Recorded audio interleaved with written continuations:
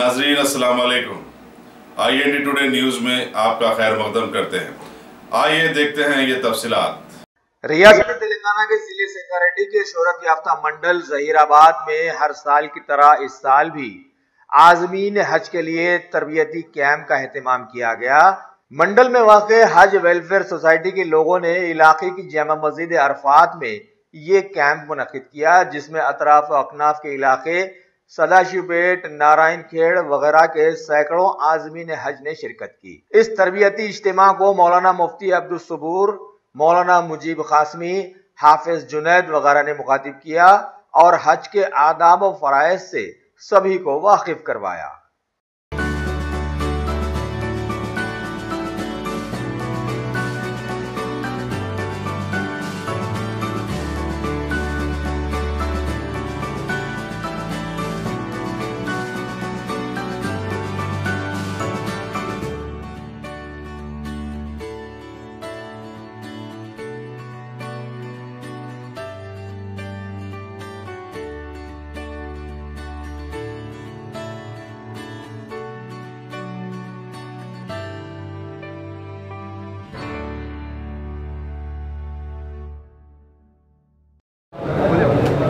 बिस्मिल्लाहिर्रहमानिर्रहीम।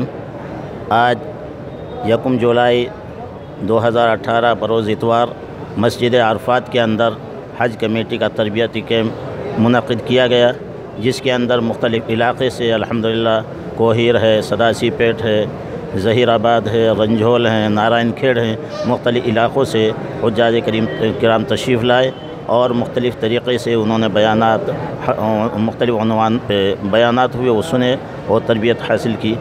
इसी तरीक़े से आइंदा भी इसी मस्जिद के अंदर अरफात 8 जुलाई को मुनक़िद होगा और 15 जुलाई को मदरसा इस्लाम खैलूम रंजोल के अंदर तरबियती कैंप मुनक़िद होगा। सभी हज़रात से उसके अंदर भी शिरकत की गुजारिश है। अस्सलामु अलैकुम रहमतुल्लाह।